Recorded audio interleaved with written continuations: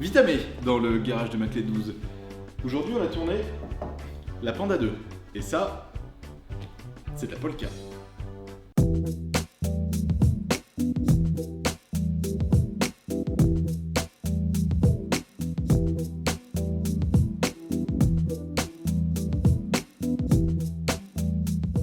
Pourquoi je vous parle de la Polka? Parce que, mine de rien, cette petite Fiat, sous ses airs italiennes, elle a été produite en Pologne entre 2003 et 2012 à plus de 2,2 millions d'exemplaires.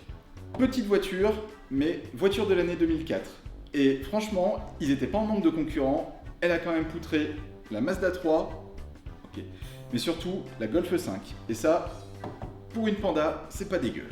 Donc aujourd'hui, la Panda 2, par rapport à sa devancière, grosse évolution. Plateforme toute neuve, 5 portes, c'est quand même plus pratique. Des matériaux et des assemblages en net progrès. Un design qui reste un peu dans l'esprit quand même. On reste toujours sur une sorte de boîte à chaussures, mais on y met quand même quelques courbes, des feux arrière tout en longueur, une face avant assez fraîche, assez sympa, avec un petit bandeau comme ça qui rappelle un peu les calandres Renault de maintenant, voilà, qui vont de phare à phare. Et le logo Fiat, rouge, voyant, en plein milieu.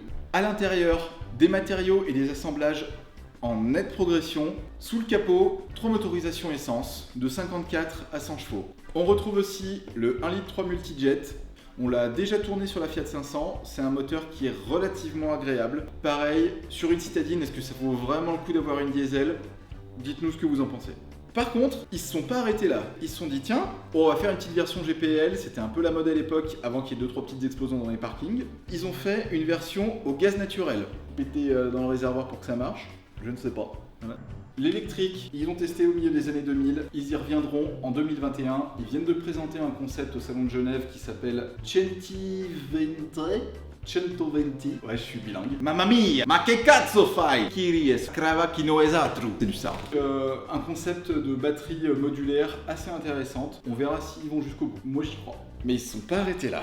Charbon, bois, un truc comme ça. Non, ils ont testé l'hydrogène. Bon, ils l'ont testé, ils l'ont sorti à 3 exemplaires. Après avoir sorti la Panda 4x4 première édition, ils se sont dit tiens, pourquoi pas en refaire une deuxième. Et on s'est retrouvé avec une voiture qui apparemment était un tout petit peu moins efficace parce que tu avais des angles d'attaque un peu moins bons.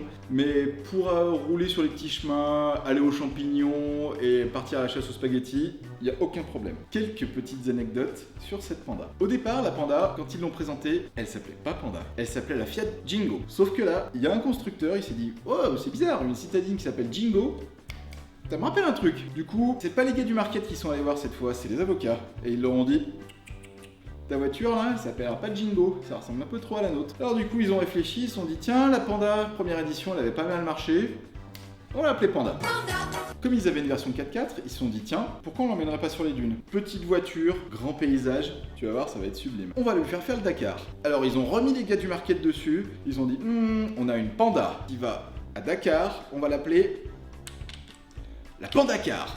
Sur le papier, plutôt une bonne idée. Au final, mauvaise idée. Au bout de 5 étapes, il n'y avait plus personne. Pour des petits problèmes mécaniques et une autre petite anecdote que je vous laisse aller voir, vous allez voir, c'est assez fun. On dirait pas comme ça, mais sur la base de la Panda 2, ils ont sorti aussi donc la Panda 3, la Fiat 500, la Lancia Ypsilon avec sa petite variante Chrysler Ypsilon, et on n'est pas un constructeur américain près, on va faire aussi une Ford K2. Donc il y a pas mal d'éléments que vous pouvez retrouver sur ces voitures qui sont en commun, vous allez voir, c'est super simple. Cette voiture aussi, elle était super importante pour Fiat. Au début des années 2000, le groupe marchait pas vraiment bien. Ils avaient sorti la Fiat Stilo, qui était une voiture apparemment qui était bourrée de qualité, mais ils ont pas eu de bol. Et ça, c'est pas de la faute des gars du market. Ils ont présenté la voiture le 11 septembre 2001, en grande pompe, sauf qu'apparemment, il s'est passé un truc qui fait que c'est passé complètement inaperçu. Dernier petit point qui peut être vraiment super intéressant si jamais vous tombez en rade d'essence. Sur les Pandas, la trappe à carburant, elle se ferme pas, elle est toujours ouverte. Si jamais un jour vous êtes sur la réserve, vous avez besoin de 2 ou 3 litres, venez avec moi. Vous prenez, vous ouvrez et vous videz. Oh. Merde.